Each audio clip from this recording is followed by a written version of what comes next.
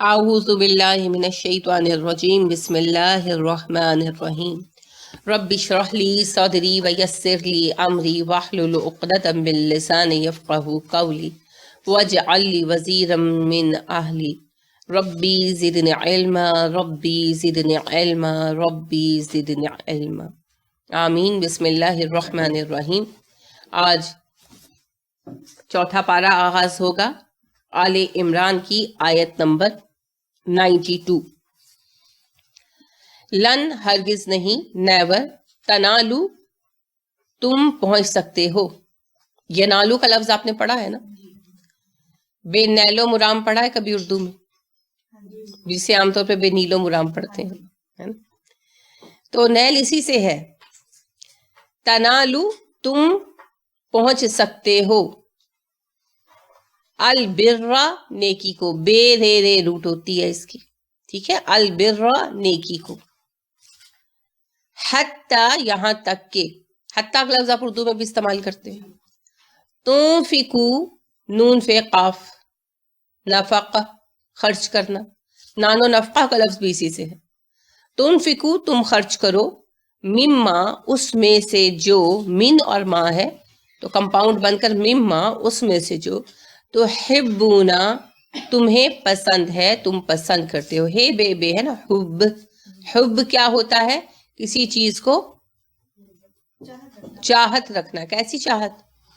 ہے بے بے حب بھی تو ہوتا ہے، کس کو کہتے ہیں حب؟ دانے کو، فالک الحبی والنوا، نوا گٹھلی کو کہتے ہیں۔ تو حب کیا ہوتا ہے؟ دانا۔ تو دانا کیسے اگتا ہے؟ زمین کے اندر جا کر۔ تو جو چیز آپ کے اندر چلی جائے پھر وہ اگ گئے، محبتیں اگتی ہیں، ایسے ہی ہوتا ہے نا۔ آپ کے دل کے اندر کسی کی چاہت آتی ہے، وہ آپ کا بچہ ہو سکتا ہے، آپ کا کوئی دوست ہو سکتا ہے، آپ کے ماں باپ ہو سکتے ہیں، پھر وقت کے ساتھ ساتھ وہ چاہت گرو کر جاتی ہے نا، مضبوط ہو جاتی ہے۔ آپ کا کسی کے ساتھ دوستی کا رشتہ، یا جیسے بچہ نیو بورن بیبی جو ہے تو اس سے اتنی شدید محبت نہیں ہوتی، تو پھر وقت کے ساتھ ساتھ وہ محبت بڑھتی جاتی ہے، بڑھتی جاتی ہے، بڑھتی جاتی ہے، تو یہ پھر اس محبت کا گرو کرنا ہے۔ تو دونوں کی روٹ ایک ہے بے بے، ٹھیک ہے۔ تو حبونا گہری محبت، حب وہ محبت ہوتی ہے جو دل کے اندر تک چلی جائے۔ ہمارے یہاں تو اردو میں تو سمجھا جاتا ہے نا کہ محبت کم چیز ہے، پھر اس سے آگے عشق ہے نا، لیکن عربی میں نہیں ہے۔ عین شین قاف عشق جو ہے نا، عربی ہی کا لفظ ہے، مگر یہ جنون کی ایک قسم مانا جاتا ہے، نیگیٹو معنوں میں استعمال ہوتا ہے۔ اسی لیے آپ نے یہ بھی سنا ہوگا کہ عاشق رسول مت کہو۔ یہ زبان کے مسئلے ہیں، اس سے کوئی خاص فرق نہیں پڑتا، کیونکہ اردو میں عشق مانا جاتا ہے محبت کے اعلیٰ ترین درجے کے لیے لفظ استعمال ہوتا ہے۔ عربی میں عشق مانا جاتا ہے جنون کو، نیگیٹو مفہوم رکھتا ہے، پازیٹیو نہیں رکھتا۔ پاگل پن، دیوانگی طاری ہو جانا، جیسے آپ کیس کو مجنوں کہتے ہیں، ہے نا، مشہور ہے نا مجنوں ہو جانا۔ تو اسی لیے پھر وہ پسند نہیں کرتے کہ اللہ اور رسول صلی اللہ علیہ وسلم کی محبت کے لیے عشق کا لفظ آئے۔ اور ویسے قرآن نے بھی ہمیشہ محبت کا لفظ استعمال کیا۔ محبت کسی کے ساتھ ایسے لگاؤ، ایسی چاہت کو کہتے ہیں جو دل کے اندر اترا ہوا ہو، جیسے دانا جو ہے وہ زمین کے اندر اتر جاتا ہے، اسی طرح کسی کے ساتھ جو رشتہ، جو تعلق ہے، اس کا دل کے اندر تک اتر جانا۔ تو گہرا تعلق، گہرا پیار، اس کا نام ہے حب، ٹھیک ہے۔ اسی سے پھر ہبا بھی ہے۔ ہبا کس کو کہتے ہیں؟ تحفہ دینے کو، گفٹ کرنے کو۔ تو وہ آپ اندرونی لگاؤ سے دیتے ہیں نا، اسی لیے پھر وہ بھی ہبا ہوتا ہے۔ روٹ ایک ہے، اس سے پھر مختلف شکلیں بن رہی ہیں نا۔ تو تحبونا مضارع ہے، اور حاضر کا صیغہ ہے، اور مذکر ہے، جمع ہے۔ تم لوگ محبت کرتے ہو، تم ہرگز نیکی کو نہیں پا سکتے اس وقت تک جب تک تم اللہ کی راہ میں وہ چیزیں خرچ نہ کرنے لگو جن سے تم بہت محبت رکھتے ہو، جن سے تمہیں لگاؤ ہے، جو تمہارے دل کے اندر اتری ہوئی ہیں۔ وما جو بھی تنفقو تم خرچ کرو گے، من شیئن کچھ بھی چیز، کوئی بھی چیز، فإنَّ بلا شک و شبہ اللہ بھی اس کو علیم جانتا ہے۔ انا نے یہ جو ہے اللہ اس کو زبر دے دی، تو جو کچھ بھی تم خرچ کرو گے کسی چیز میں سے بھی اللہ اس سے بخوبی واقف ہے. علیم عالم کا مبالغہ ہے, سپرلیٹو ڈگری ہے. اللہ سب سے زیادہ اس کے بارے میں جانتا ہے. ٹھیک. اب یہاں ایک اہم اصول آیا نیکی کا. اس آیت کو آیت بر کہتے ہیں. کیا کہتے ہیں؟ آیت بر, نیکی کی آیت. کہ نیکی ہے کیا, نیکی کس چیز کا نام ہے, کیونکہ ہم سب ہی نیکی کرنا چاہتے ہیں. اچھا, صرف مسلمان ہی نہیں, ہر انسان نیک بننا چاہتا ہے. ہندو بھی چاہتا ہے میں نیک ہو جاؤں, عیسائی بھی چاہتا ہے میں نیک ہو جاؤں. تو نیکی کا بنیادی تصور ہے کیا؟ کیا ہے؟ اس آیت سے کیا پتا چلا؟ دینا. دینا ایک لفظ میں آپ دیکھیے, اس آیت سے کیا پتا چلا؟ تم نیکی نہیں پا سکتے جب تک تم دو نہ, تم خرچ کرنے والے نہ بنو, دینے والے نہ بنو. اسی لیے رسول اکرم صلی اللہ علیہ وسلم نے کہا دینے والا ہاتھ لینے والے ہاتھ سے بہتر ہے. تو نیکی ہے دینا, لینا نیکی نہیں ہے. ٹھیک ہے نا؟ آپ کچھ نہ کچھ دیں, اپنے معاشرے کو کچھ نہ کچھ دیں, اپنے لوگوں کو, اپنے افراد کو دینے والے بنے. اگر نیکی کمانا چاہتے ہیں, دیے بغیر نیکی نہیں ہو سکتی. اب کیا دیں, کتنا دیں, کہاں سے دیں, کون سا مال بہتر ہے دینے کے لیے؟ تو اللہ رب کریم نے ارشاد فرمایا تنفقوا مما تحبون, تم وہ چیز دو جو تم محبوب رکھتے ہو, جس کی محبت اور پسندیدگی تمہارے دلوں کے اندر تک اتری ہوئی. اب کون سی چیز ہے جو ہمیں پسند ہے؟ بتائیے. مال ہے, لیکن صرف مال ہی نہیں ہے, مال ہی نہیں ہے, مال بھی ہے. اولاد, اپنا آپ, سب سے زیادہ پیار تو اپنے آپ سے ہے. اسی لیے تو مائیں بچوں کو کسی فنکشن پر جانا ہوتا ہے جلدی جلدی تیار کرنے کے بعد خود تیاری میں لگ جاتی ہیں, ہے نا. بچوں کو گھنٹہ پہلے تیار کر دیتی ہیں اور ساتھ دھمکا دیتی ہیں کہ کپڑے گندے مت کرنا, اور پھر گھنٹہ بھر کیا کرتی ہیں؟ خود تیار ہوتی ہیں, ہے نا. کیوں؟ کیونکہ اپنے آپ سے پیار ہے نا. ہونا بھی چاہیے, کوئی نیگیٹو بات نہیں ہے. اگر ہمیں اپنے آپ سے پیار نہیں ہوگا تو پھر ہم اپنے آپ کو ضائع کر دیں گے. اپنی ذات کے ساتھ محبت بھی فطرت کا حصہ ہے. ہاں, اسے خود پسندی کی حد تک نہیں بڑھنا چاہیے, لیکن ایک پازیٹیو اپنے آپ کی کیئر ہونی چاہیے. یعنی کہ جیسے یہ نہیں ہے کہ میں اپنا ہاتھ بچانے کے لیے دوسرے کی جان دے دوں, لیکن اس کا یہ بھی مطلب نہیں ہے کہ میں اپنا ہاتھ بغیر سبب کے ہی کاٹ دوں. تو اعتدال, اپنی ذات کے ساتھ محبت, تو اپنا آپ بھی شامل ہے. ہمیں جس جس چیز سے محبت ہے اس میں سب سے پہلے اپنی ذات آتی ہے. پھر مال تو ہم اپنی ذات کے لیے کماتے ہیں, تو اللہ کی راہ میں ہر وہ چیز خرچ کرنا پڑے گی جو کہ اللہ رب کریم کے علاوہ ہمیں محبوب ہے. تو اللہ کے اگینسٹ سب سے پہلے ہم اپنے آپ کو محبوب رکھتے ہیں, اپنے آپ کو پسند کرتے ہیں. میں ہوں. اپنے آپ کو خرچ کرنا, اپنی صلاحیتیں استعمال کرنا اللہ کی راہ میں. ہر انسان کو اللہ نے کوئی نہ کوئی صلاحیت دی ہے, کسی میں کچھ, کسی میں کچھ. تو اپنی صلاحیتوں میں سے کچھ نہ کچھ صلاحیت اللہ کی راہ میں دینا. انسان پر صدقہ واجب ہے نا. رسول اکرم صلی اللہ علیہ وسلم نے جیسا کہ ارشاد فرمایا, انسان صبح کرتا ہے تو اس کے جوڑ جوڑ پر صدقہ واجب ہوتا ہے. تو یہ صدقہ ہم سب پر ہی ہے لازم کہ ہم ادا کریں. اللہ نے ہمیں صحت دی, اللہ نے ہمیں قوت گفتار دی, اللہ نے دیکھنے کی صلاحیت دی, اللہ نے سوچنے کی صلاحیت دی, اللہ نے کام کرنے کی صلاحیت دی. ان سب نعمتوں کا صرف جو ہمارے جسم کے اندر ہے ان کا شکریہ ادا کریں. کیسے ادا کریں؟ ہم اپنی جسمانی صلاحیتوں سے اللہ کی راہ میں کام کریں, لوگوں کے کام آئیں. اگر میں ڈاکٹر ہوں تو بحیثیت ڈاکٹر کسی کو فائدہ پہنچاؤں. اگر میں دن میں فرض کرے 15 پیشنٹ دیکھتی ہوں, لیٹ سپوز, تو مجھے کوئی نہ کوئی طریقہ رکھنا چاہیے کہ 15 میں سے 2 ایسے ہوں جو فی سبیل اللہ ہوں, یا 1 ایسا ہو جو فی سبیل اللہ ہو. کوئی تو میں اپنی ریشو رکھوں نا کہ اللہ کی راہ میں بھی میں نے کام کرنا ہے. اگر میں انجینئر ہوں تو کسی کو کوئی ایسا مشورہ دوں, کسی کے ایسے کام آؤں. اگر میں ٹیچر ہوں تو کسی نہ کسی ایسے بچے کو تعلیم دوں جو تعلیم نہیں لے سکتا، جس بھی حیثیت میں کام کر رہی ہوں. اور ایک چیز اور بھی ہو سکتی ہے کہ ہم اپنے پروفیشن کے ساتھ کچھ نہ کچھ ٹائم جو ہے وہ اللہ کی راہ میں بھی دیں، پارٹ ٹائم ہم دین کا کام کریں. تو اس طرح بھی ہم یہ شکریہ ادا کر سکتے ہیں. ہم اپنے گھروں کے اندر بیٹھ کر بھی اللہ کی نعمتوں کا شکر ادا کر سکتے ہیں، لوگوں کے کام آ کر، آسانیاں دے کر. آپ دیکھیے کہ حضرت خدیجہ رضی اللہ تعالیٰ عنہ نے تبلیغ کا کام پرسنلی کم کیا، لیکن رسول اکرم صلی اللہ علیہ وسلم کو مورل اور فائنینشل سپورٹ اس قدر فراہم کی کہ آپ صلی اللہ علیہ وسلم نے جتنا بھی کام کیا اس میں ان کا حصہ ہے نا.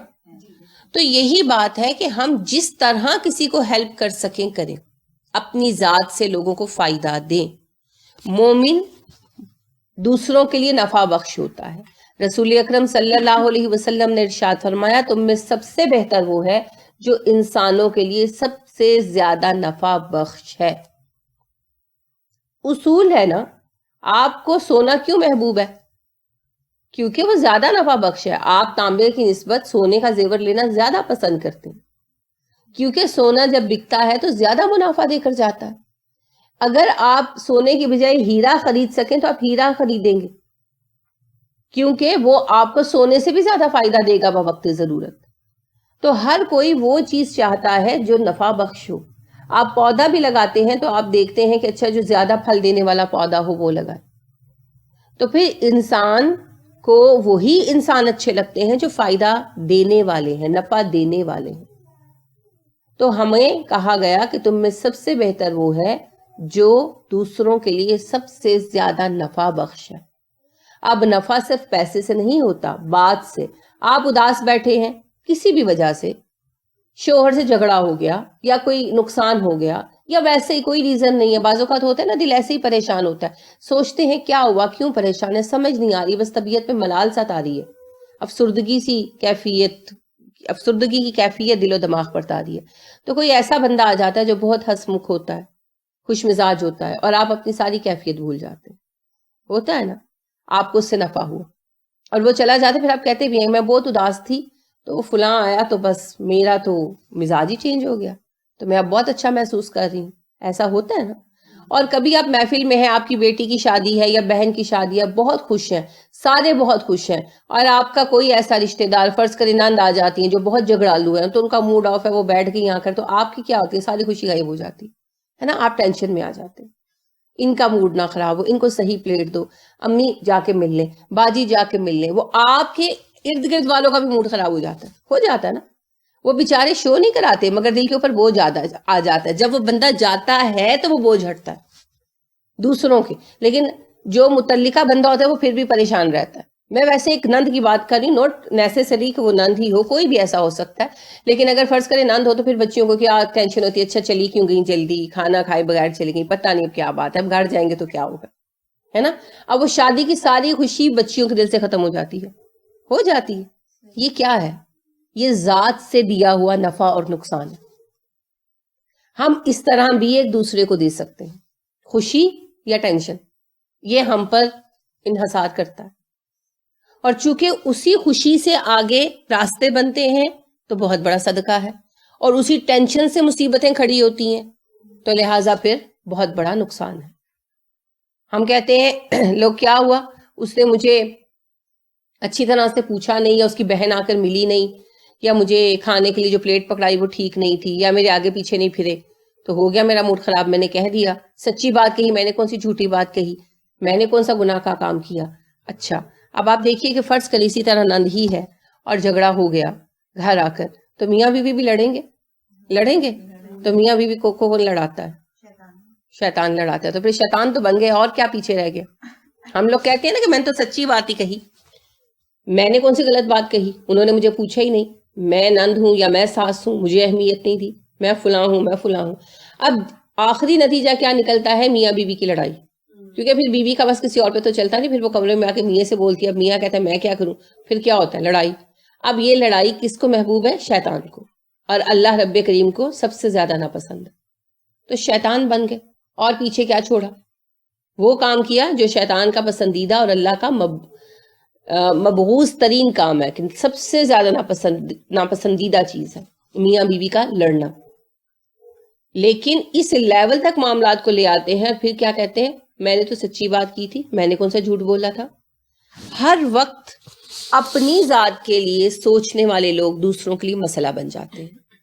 آپ نے اوپر تلے کچھ ڈپریشن کے پیشنٹ دیکھے ہیں فی الحال, دیکھے ہیں نا کلاس میں, جن کا ٹریٹمنٹ اللہ کے فضل سے اللہ نے توفیق دی کسی حد تک ہم لوگ کر سکے. آپ نے غور کیا بنیادی مسئلہ کیا ہے؟ سیلف سینٹرڈ ہونا. وہی لوگ ڈپریس ہوتے ہیں جنہیں اپنے آپ سے بہت پیار ہوتا ہے اور جو دنیا میں بہت زیادہ ملوث ہوتے ہیں. There are two things. Normally بعض اوقات کچھ ریزنز اور ہوتی ہیں لیکن سب سے بڑی بات یہی ہوتی ہے. آپ دیکھیے کہ سب خواتین بیاہ کر جاتی ہیں, سبھی کو سسرال میں مسائل پیش آتے ہیں, سب نارمل رہتی ہیں. اب ایک آدھ کو بیچ میں ڈپریشن ہو جاتا ہے. کیوں ہو جاتا ہے؟ کیونکہ سسرال میں جب جاتے ہیں تو اپنی ذات کا بت ٹوٹتا ہے نا. میکے میں تو سارے آپ کو بہت اہمیت دے رہے ہوتے ہیں, بہت پیار کر رہے ہوتے ہیں. آپ نہیں بھی اچھی لگ رہی تو دل رکھنے کے لیے سب تعریفیں کرتے ہیں کہ بھئی بہت اچھی لگ رہی ہو, یہ ڈریس بہت سوٹ کر رہا ہے. اس طرح کی چیزیں ہوتی ہیں اینڈ دس از نارمل. اب وہ ذات ٹوٹتی ہے جا کر سسرال میں جا کر, کیونکہ وہاں کوئی آپ کی مروت نہیں کرتا. اگر آپ نے ایسا لباس پہنا جو اچھا نہیں لگ رہا تو صاف ہی کہہ دیتے ہیں بھئی یہ کیا پہن لیا, اچھا نہیں لگ رہا ہے نا. اور بعض اوقات جو ہے ایسا ہوتا ہے کہ آپ نے کھانا بنایا اور اچھا نہیں بنا تو وہ کہتے ہیں کہ بھئی اچھا نہیں بنا. آپ کی پسندیدہ چیز جیسے آپ کہتے ہیں جی فلاں چیز مجھے بہت پسند ہے, ان لوگوں کو پسند نہیں ہوتی تو کہتے ہیں نہیں جی ہمیں تو پسند نہیں ہے, ہم نے نہیں بنانی. تو اس طرح کی چیزیں سامنے آتی ہیں. ضروری نہیں ہوتا کہ وہ نیگیٹو ہی ہوں, بعض اوقات نیگیٹو ہوتی ہیں, ہر حال میں ضروری نہیں ہوتا وہ نیگیٹو ہوں. ان کی صحیح اوپینین ہو سکتی ہے. جیسے آپ کا واقعی نیا نیا کھانا بنانا شروع کیا, اچھا نہیں بنا تو ماں باپ تو یعنی کہ بدمزہ سا کھانا بھی ہوگا تو وہ کہیں گے کوئی بات نہیں ہماری بچی نے بنایا, انکریج کریں گے اور اپنی محبت کا اظہار کریں گے. لیکن جو یہ ہوتی ہیں سسرال میں, چونکہ اس طرح کی محبت ابھی نہیں ڈیولپ ہوئی ہوتی, وقت لگتا ہے اس میں, تو وہ پھر کہہ دیتے ہیں بھئی آپ نے اچھا نہیں بنایا تو میں نے تو نہیں کھانا, مجھے تو یہ بنا دو وہ بنا دو. شوہروں کے ساتھ پہلا جھگڑا آپ کو پتہ یہی ہوتا ہے, کیونکہ وہ ابھی وہ والی محبت ڈیولپ نہیں ہوئی ہوتی, وہ تعلقات بنتے ہوئے وقت لگتا ہے, تو وہاں پھر ذات ٹوٹنا شروع ہوتی ہے. تو جن کو اپنی ذات سے بہت پیار ہوتا ہے نا وہ پھر کیا کرتے ہیں, ڈپریشن میں چلے جاتے ہیں. ہماری ناقدری کی گئی ہے, ہماری ناقدری کی گئی ہے. یہ بہت نارمل جملہ ہے جو سننے میں آتا ہے. سسرال میں کسی نے ہماری قدر نہیں کی. آپ دیکھیے دنیا کے بہترین انسان انبیاء کرام علیہ السلام تھے. انہوں نے انسانوں کی خیر خواہی کی اور وہ بہترین خدمات سر انجام دی جو کوئی انسانوں کے لیے دے سکتا ہے, مگر ان کی ناقدری کی گئی, شدید ناقدری کی گئی. مگر نہ وہ ڈپریس ہوئے نہ انہوں نے اپنا کام چھوڑا, کیونکہ انہیں اجر اللہ سے چاہیے تھا اور وہ اللہ کے لیے کام کر رہے تھے, اپنی ذات کے لیے نہیں. ہمارے دو مسئلے ہیں, ایک ہم انسانوں کے لیے کام کرتے ہیں اور دوسرا اپنی ذات کو منوانے کے لیے کام کرتے ہیں. ہم اس لیے کام کرتے ہیں کہ لوگ کہیں جیسا کام فلک ناز نے کیا کوئی کر نہیں سکتا. پھر جب وہ رسپانس ہی نہ آتا پھر فلک ناز کو ٹینشن ہوگی. اور اگر میرا ارادہ یہ نہیں ہے اور میرا ارادہ محض واقعتاً دین پھیلانے کا اور اللہ کی رضا کے حصول کا ہے تو پھر وہاں پر کچھ نہ کچھ قبولیت ضرور ملے گی, کیونکہ اللہ شکور ہے, بے حد قدردان ہے, وہ کسی کی محنت ضائع نہیں کرتا. باقی لوگوں سے اگر قدر چاہیے تو وہ کیوں ہوتی ہے قدر کی طلب؟ واہ واہ سننے کے لیے. تو واہ واہ کیوں چاہتے ہیں؟ اپنی سیٹسفیکشن کے لیے, ہمسا ہو تو سامنے آئے. تو یہ پھر اپنی ذات کی محبت ہے. تو یہ سیلف سینٹرڈ لوگ جو ہے نا یہ پھر ایک تو کبھی دوسرے کو اپریشیٹ نہیں کرتے. مسئلہ وہی ہے جو ڈپریس ہے, اس کو ڈپریشن اس لیے ہوا کہ اس کو تعریف نہیں ملی, اس کی ذات کو تسلیم نہیں کیا گیا. اور دوسری طرف جو اوپریس کرنے والا ہے, دبانے والا ہے, عادت سے مجبور, اور وہ دوسرے کی تعریف نہیں کر رہا, اس کے کام کو قبول نہیں کر رہا, وہ بھی اپنی ذات کی محبت میں نہیں کرتا کہ میں سب سے بڑی ساس کیوں بہو کے کام کو نہیں مانتی, میں ساری عمر دیتی تو کڑا کارنامہ کیتا. اس کو بھی اپنی ہی ذات سے محبت ہے. تو لہٰذا ہم سب کو اپنی اپنی ذات بہت محبوب ہے. تو اپنی ذات سے ہم دوسرے کو کیا دیتے ہیں, یہ پہلی چیز ہے. پیسہ تو بعد میں آتا ہے, پیسہ تو ہوگا تو دیں گے, نہیں ہوگا تو نہیں بھی دیں گے. لیکن ہم اپنی ذات سے دوسروں کو سکون دے سکتے ہیں, بے سکونی بھی دے سکتے ہیں. نفع دے سکتے ہیں، نقصان بھی دے سکتے ہیں، اور اپنی صلاحیت کے ذریعے لوگوں کو فائدہ اور نقصان دے سکتے ہیں. جیسے ہم کسی کے گھر گئے، یہ بھی ممکن ہے کہ ہم اس کے ساتھ کام میں لگ جائیں. کھانا بنا رہی ہیں خاتون خانہ کے جو مہمان آئے ہیں، قدرتی بات ہے، تو آپ بھی ساتھ کچن میں چلے جائیں، کھڑے ہو جائیں، کچھ نہ کچھ ہیلپ کر دیں، ان کے لیے فروٹفل ثابت ہو تو اگلے کو خوشی ہوگی، کام بھی ہلکا ہو جائے گا اور یہ ٹینشن بھی ختم ہو جائے گی کہ میں تو کچن میں آ گئی، مہمان ڈرائنگ روم میں اکیلی بیٹھی ہے خاتون. تو اس طرح اچھا وقت گزرے گا اور اگلے کو خوشی ہوگی. آپ کے جانے کے بعد بھی وہ آپ کا ذکر کریں گے تو کہیں گے بڑی اچھی تھی، میرے ساتھ تو کچن میں ہی لگی رہی، اس نے اتنا کام کر دیا. ہوتا ہے نا ایسے. اور دوسری صورت یہ ہے کہ آپ جا کر بیٹھ جائیں، پانی بھی پینا ہے تو آواز دیں باجی پانی کا گلاس دینا. اب باجی پانی کا گلاس تو دے دیں گی تو بعد میں ان کے دل میں ملال رہے گا کہ پتہ بھی ہے کہ میں کام میں لگی ہوئی تھی تو میڈم نے اٹھ کر پانی بھی نہیں ڈال کر پیا. ہم خود بھی ایسے تبصرے کرتے ہیں نا، کیونکہ یہ چیزیں ہمیں افیکٹ کرتی ہیں، ہمیں آسانی یا مشکل پیدا کرتی ہیں ہمارے لیے. تو پھر ہم چونکہ ان سے متاثر ہوتے ہیں تو ہم ان رویوں پر بات کرتے ہیں. تو ہم اپنی ذات سے بھی دوسروں کو نفع نقصان دے سکتے ہیں. اگر آپ کسی کے گھر گئے ہیں اور آپ دیکھتے ہیں کہ کوئی مسئلہ ہے، یعنی ٹینشن فیل ہوتی ہے ماحول میں، اب دو طریقے ہیں، یا تو آپ پرابنگ شروع کر دیں. ہاں جی کیا بات ہوئی ہے، اس کا موڈ کیوں خراب ہے، یہ نہیں بتا رہا، اس سے جا کے پوچھو اور پھر بات کا پتہ چل جائے اور پھر اس کو آگے جا کے پھیلاؤ. اور دوسرا طریقہ یہ ہے کہ اس کو نظر انداز کریں، ماحول کو خوشگوار بنانے کی کوشش کریں، کیونکہ ظاہری بات ہے جو جان پہچان کے لوگ ہوتے ہیں ان کو پتہ بھی ہوتا ہے کہ مسئلہ کیا ہو سکتا ہے، تو بات کو فرگو کرنے کی کوشش کریں. یہ اپنے مزاج پر منحصر ہوتا ہے کہ ہم کس کے پاس جا کر اس کے لیے کیا حالات پیدا کرتے ہیں. تو ایک دوسرے کو اپنی ذات سے ہم آسانی بھی دے سکتے ہیں اور مصیبت بھی بن سکتے ہیں ان کے لیے. تو سب سے پہلے اپنی ذات کو محسوس کریں. رسول اکرم صلی اللہ علیہ وسلم نے ارشاد فرمایا جب ایک مومن مرتا ہے تو اس کے ارد گرد کی ہر چیز اداس ہو جاتی ہے.